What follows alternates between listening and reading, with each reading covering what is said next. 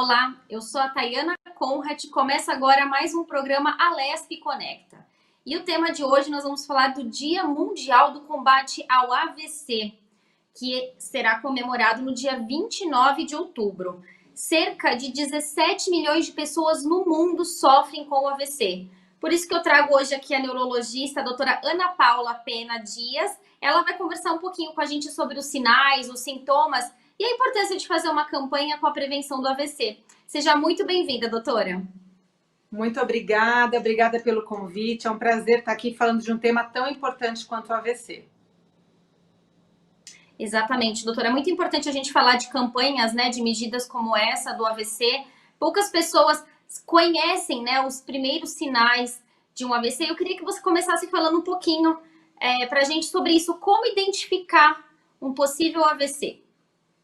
Bom, o AVC ele é um fenômeno vascular, né? O AVC ele pode ser isquêmico ou hemorrágico, e como ele é vascular, ele tem um início súbito. Então, de uma hora para outra, o paciente começa a ter alguns sintomas neurológicos, que podem ser variados, mas os principais são um lado do corpo ficar dormente ou com a sensibilidade alterada, ou fraqueza na metade do corpo, ou a boca desviar, né? Desvio de rima. Então, a boca em torno dos lados, dificuldade para falar, para enxergar, tontura ou incoordenação de início súbito. O mais importante é que os sinais, eles começam de uma hora para outra. Então, é o início súbito de qualquer déficit, de qualquer dificuldade neurológica. E vamos lá, doutora, para explicar então direitinho para quem está em casa, de forma didática, o que é o acidente vascular cerebral? Bom, o acidente vascular cerebral, né, popularmente conhecido como derrame cerebral, né, é quando ocorre uma lesão no cérebro, tá? E essa lesão pode ser por infarto, quer dizer, faltou sangue numa determinada região do cérebro, tá? E aí é o AVC isquêmico, né? Ou o AVC pode ser hemorrágico, onde ocorre extravasamento do sangue, né, numa determinada área do parênquima do cérebro.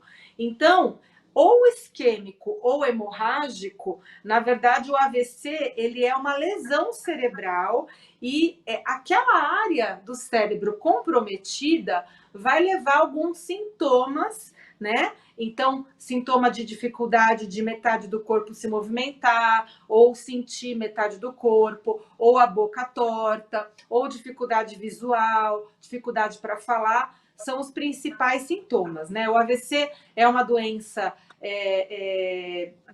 considerada, né, das cerebrovasculares, a mais grave, é uma doença de alta mortalidade, né? É a segunda causa de mortalidade no nosso país e é a primeira causa de incapacidade no mundo, ou seja, é uma doença que gera muitas sequelas, as pessoas ficam incapazes e perdem aí muitos dias de trabalho, as pessoas ficam realmente muito incapacitadas com frequência. E, doutora, você falou de 2 tipos de AVC. Se você tiver que considerar o mais grave, qual deles que é o mais grave, que costuma deixar aí sequela, ou que costuma ser difícil de perceber e quando você percebe já tem que correr para o pronto-socorro? Não, a gente não consegue falar em um mais grave ou menos grave. Na verdade, o mais comum é o isquêmico, tá? Cerca de 80% a 85% das vezes são os isquêmicos, tá? Os hemorrágicos, então, eles são uma menor porcentagem. A gravidade deles vai depender da extensão, do tamanho deles, né? E da localização do cérebro. Então, eu posso ter um AVC isquêmico muito pequeno, que quase não dá sequela, ou muito grande, que pode ser fatal, e também posso ter um AVC hemorrágico da mesma forma, ou muito pequenininho, ou muito grande. Vai depender aí da lesão, do tamanho e da localização desse AVC.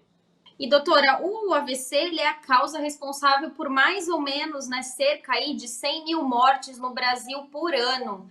É um número muito grande, né?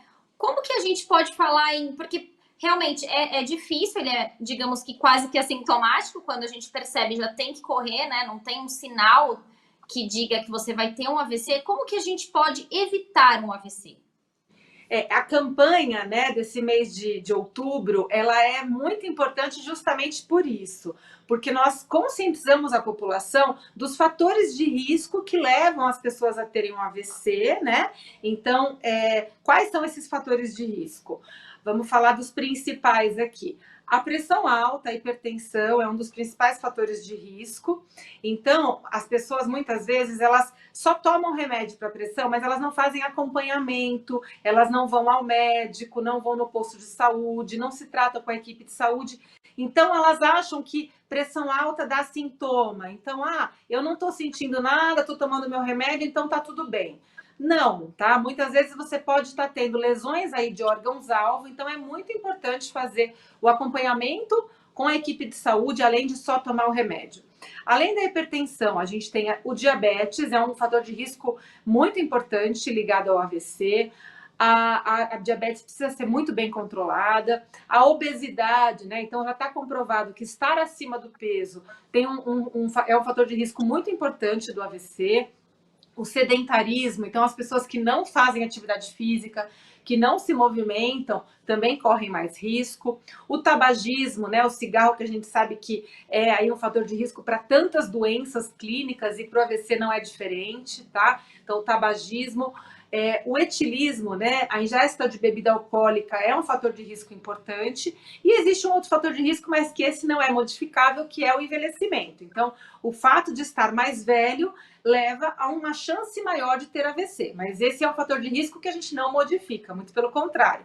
É um fator de risco que todos queremos atingir, né? Todos queremos envelhecer, mas a gente quer envelhecer com saúde. Então a gente precisa cuidar desses outros fatores de risco que eu falei. Esqueci de um importante, que é o colesterol, tá? O colesterol mais alto também pode levar aí ao AVC.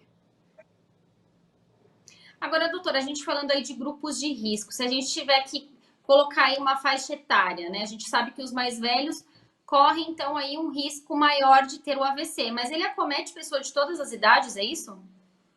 Sim, o AVC ele é mais comum em pessoas mais idosas, né? A partir de 65 anos, mas pode acometer pessoas de todas as idades. Existe um grupo que a gente fala que é o AVC em jovem, né? Que é aquele AVC que acomete pessoas abaixo de 45 anos e ele é relativamente frequente. Os neurologistas veem muito isso, né? E existem outras causas aí ligadas ao AVC em jovem, como doenças vasculares, malformações, trombofilias, doenças no sangue, fatores de coagulação alterado, né? O AVC pode acontecer até em crianças, tá? Mas claro que não é comum, então a campanha ela foca mais mesmo nesse grupo, que é o grupo mais velho, para a gente controlar os fatores de risco. E aí também uma coisa importante da campanha é diagnosticar rápido os primeiros sintomas e ao primeiro sinal de AVC que a gente possa intervir e que a gente possa agir rapidamente.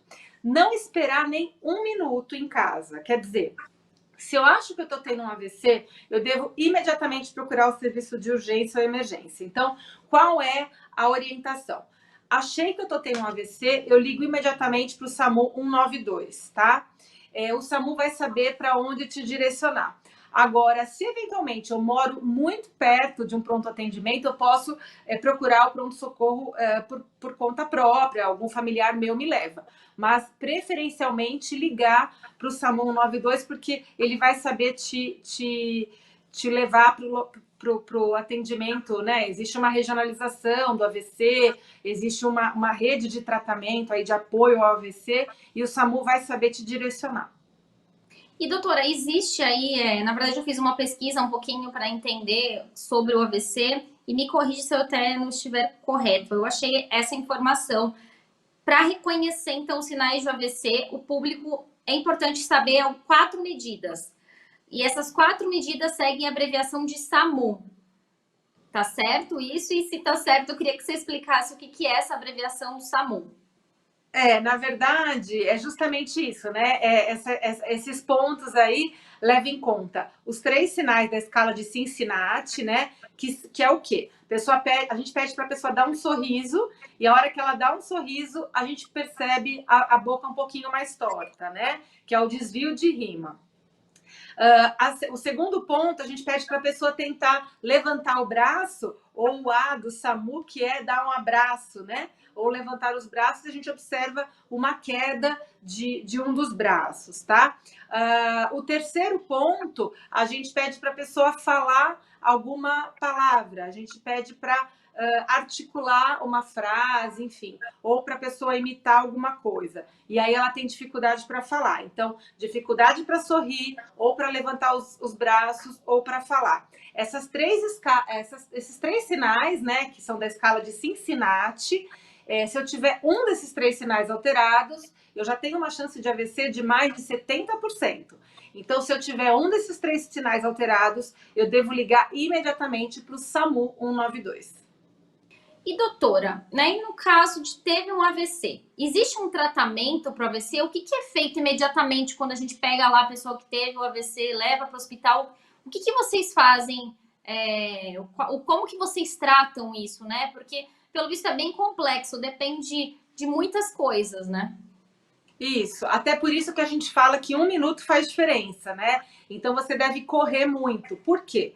Porque quanto antes a gente começar o tratamento, quanto antes o socorro, maior a chance de que se faça um tratamento que é o tratamento trombolítico. O que é esse tratamento? É uma medicação que é injetada na veia do paciente e que pode reverter completamente os sintomas. Ela pode dissolver o coágulo se for um AVC isquêmico, tá? Só que esse tratamento, ele tem um tempo para que ele possa ser iniciado, que é de até 4 horas e meia do início dos sintomas. Então, se eu tive o sintoma em casa e não procurei ajuda do pronto-socorro, não liguei para o SAMU, resolvi, sei lá, ir almoçar, dormir, cochilar, tomar banho, fiquei enrolando para procurar o serviço de urgência ou para ligar para o SAMU, o que vai acontecer? Vai diminuindo a chance de eu poder receber essa medicação. E quanto antes essa medicação ela é iniciada, maior a chance de reverter os sintomas do início do AVC e maior a chance de recuperar totalmente aí e eu ficar sem sequela. Então, por isso que a gente fala que 1 minuto faz diferença no AVC. E quais são as principais sequelas de um AVC? Deve depender muito da idade também, né? E de toda essa correria para o socorro, né? Na verdade, a sequela depende do tempo que o paciente foi socorrido, por isso que a gente faz essa campanha. A sequela vai depender muito da localização do AVC. Então, eu posso ter um AVC muito pequenininho, mas que pegou uma área nobre do cérebro, onde passam todas as fibras motoras. Por exemplo, o AVC da cápsula interna é um AVC dramático em termos de sequela. Agora, depende, então, do tamanho do AVC e da localização, tá? Então, são muitos fatores aí que para a gente saber que tipo de sequela que eu vou ter. O importante é saber que depois do AVC, e claro, como você disse, a idade também é importante. Quanto mais jovem, maior a plasticidade neural e, por isso, maior a chance de recuperação. Mas em qualquer idade, logo depois do AVC, eu preciso iniciar o quanto antes a reabilitação, com fisioterapia, com terapia ocupacional, com fonoaudiologia. Isso é fundamental para reduzir sequela. Mas, infelizmente, hoje, se a gente tiver aqui, eu não achei esse número, até por isso que eu estou te perguntando, dos sobreviventes de AVC, a maioria fica com sequela ou vocês já conseguiram mudar esse quadro? Então, como eu disse, né, é a principal causa de incapacidade no mundo. Então, a grande maioria das pessoas ainda fica, assim, muito sequelada, tá? E a nossa intenção é reverter isso, claro, né? A intenção do mundo científico, neurológico, de quem lida com as doenças aí cardiovasculares é isso, quer dizer, reduzir esse impacto do AVC na morbidade que a gente chama, né? No quanto isso afeta a vida das pessoas, a vida das famílias. Então, as pessoas, infelizmente, ainda ficam com muita sequela e isso impacta demais a vida daquela pessoa, daquela família, tem um impacto econômico muito grande, as pessoas deixam de trabalhar, deixam de produzir, muitas vezes tem AVC numa idade ainda economicamente ativa, então isso tem um impacto para o país. Então, é uma doença ainda que mexe com muitos pontos e que a gente precisa refletir sobre isso. E quando a pessoa fica com uma sequela, também é possível a recuperação? Sim, desde que ela tenha aí, né, uma boa reabilitação com fisioterapia, com terapia ocupacional, com fono, desde que ela se esforce bastante, porque assim, ela vai na física, ela faz exercício, que ela faça em casa os outros dias, se ela tiver aí bons hábitos de vida, dormir direitinho, cuidar da saúde mental, evitar estresse, cuidar da alimentação, começar a praticar um pouquinho de atividade física desde que liberado pela físio, controlar os fatores de risco, tem chance sim dela ficar praticamente sem sequela, né? Tudo vai depender daquilo que eu falei, da localização, da extensão do AVC e tal. Doutora, é possível, é uma pergunta básica, mas acho que é bom a gente tirar a dúvida de quem está em casa. Quem teve AVC uma vez pode ter outro AVC? Com toda certeza, é uma pergunta super importante, tá? Lembrando que a gente falou lá no começo, o que leva ao AVC? O que leva ao AVC são os fatores de risco: hipertensão, diabetes, colesterol, obesidade, tabagismo, etilismo, sedentarismo. Infelizmente, as pessoas não mudam esses fatores de risco. É muito comum as pessoas terem AVC e continuarem descuidando desses fatores de risco. E aí é o contrário a tua pergunta. A resposta é: quem já teve um AVC tem uma chance maior de ter outro. Então não é incomum da gente encontrar no consultório pessoas com mais de um episódio de AVC. E doutora, você falou que é raro em crianças, mas quando acontece em crianças, normalmente são crianças que têm alguma doença pré-existente e acabam tendo o AVC? Nas crianças acontece mais por doenças do sangue, doenças hematológicas, né, de trombofilias, alterações de coagulação, doenças cardíacas, né, onde solta aí um trombo do coração e vai para o cérebro fazendo AVC, ou malformação dos vasos aí, né, do cérebro. Então, o mecanismo do AVC da criança, do jovem, é diferente do idoso, das pessoas acima de 65 anos.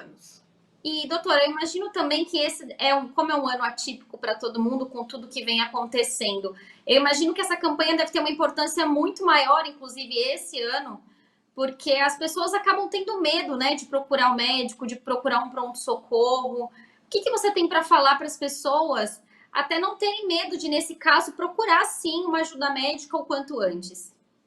Exato, teve até uma campanha, né, no início da pandemia, em relação ao AVC, teve uma campanha que era AVC não fique em casa, né? Porque a gente pedia para todo mundo ficar em casa o tempo todo. Só que no caso do AVC, primeiro que os hospitais estavam e estão ainda organizados para receber casos suspeitos de Covid e sem suspeita de Covid, né? Hoje em dia, com a redução dos casos, muito mais. Mas mesmo na época crítica da pandemia, existia essa organização. E a nossa orientação continua sendo essa. Ao primeiro sinal de AVC, você não deve ficar em casa, nem por medo do coronavírus. Você deve imediatamente procurar o serviço de urgência ou emergência, ou preferencialmente ligar para o SAMU 192, tá? E, doutora, vamos lá então. Para a gente ajudar também. A gente está andando na rua, a gente sabe que esse tipo de coisa acontece em qualquer lugar. A gente presenciou alguém com algum tipo de sintoma, ou até em casa. O que a gente tem que fazer primeiro, então? A pessoa que está tendo um sintoma de AVC, né? Então vamos recapitular, né? São os 3 sinais de Cincinnati que a gente usa, né? A boca torta, então eu peço para o paciente sorrir e ele desvia a boca para um dos lados. Eu peço para o paciente levantar os braços e um dos braços cai, eu tenho uma queda de um dos braços. E eu peço para o paciente falar alguma palavra e ele fica com a fala embolada, dificuldade para falar. Um dos 3 sinais alterados, eu tenho uma chance de mais de 70% de estar diante de um AVC, tá bom? Imediatamente eu ligo para o SAMU 192 e aviso que eu tenho um caso de suspeito de AVC. Se o paciente está na rua sem familiar, É claro que ele vai ser socorrido da mesma forma, né? Mas, de preferência, localizar algum familiar, alguém que saiba do histórico desse paciente, principalmente se ele estiver confuso, sem conseguir falar. Mas, de qualquer forma, mesmo que você não encontre esse familiar, imediatamente procurar o serviço de urgência. Tá certo, doutora. Agora, em casos, eu até pergunto porque aconteceu na minha família. No caso de uma pessoa que não tem a capacidade de expressar o que ela está sentindo, o formigamento, que foi o que aconteceu no caso na minha família. Como perceber, o de fora, perceber já? Porque às vezes, como a pessoa não tem como falar o que ela está sentindo, no caso era uma pessoa bem mais idosa, já não tinha mais como falar o que estava sentindo, infelizmente, quando a gente procurou ajuda, foi tarde, digamos assim, porque as sequelas ficaram e sequelas graves. Então, como perceber eu de fora que uma outra pessoa pode estar tendo um AVC? Geralmente isso acontece bastante no idoso, né? Que tem uma dificuldade maior até de expressar o que está sentindo. Às vezes, idosos com quadros demenciais, demência, né? Então, é mais difícil mesmo. A gente precisa observar nesse caso se tem a boca um pouquinho mais torta para um lado, e se o paciente, na hora que ele vai movimentar o corpo, se ele mexe mais um lado do que outro. Mas realmente, às vezes, é difícil, mas a gente sabe que alguma coisa estranha está acontecendo, né? Você não sabe exatamente o que é, mas você sabe que o paciente está diferente. Principalmente o paciente idoso, se ele está diferente, se ele está sem responder direito, se ele está muito sonolento, você deve levar ao serviço de emergência. Tá certo, doutora. Eu queria agradecer a sua participação. A gente está chegando aqui nos minutinhos finais do nosso programa. Alguma consideração, alguma coisa que a gente esqueceu de falar para falar, deixo esse tempinho também para você falar. Mas, primeiramente, já queria agradecer a sua participação. Você conseguiu tirar aí um tempinho na agenda e falar desse assunto tão importante, dessa campanha tão importante. É um prazer estar aqui falando justamente de um assunto tão importante que a gente sabe que pode salvar vidas, pode ajudar muitas pessoas, tá? Eu queria então deixar duas mensagens aqui. A primeira é do controle dos fatores de risco, que é super importante, né? Hábitos de vida saudável, então procurar aí controlar a pressão alta, diabetes, colesterol, obesidade, parar de fumar, parar de beber, enfim, tudo isso vai levar a ter menos AVC. E a segunda mensagem é que cada minuto importa. Então, se tiver um AVC, imediatamente ligar para o SAMU 192, não fique em casa. Tá certo, doutora. Muito obrigada e até uma próxima oportunidade. Esse foi mais um programa Alesp Conecta. Para você rever esse programa, acesse a nossa plataforma no YouTube da Rede Alesp. Muito obrigada e até o próximo programa. Tchau, tchau.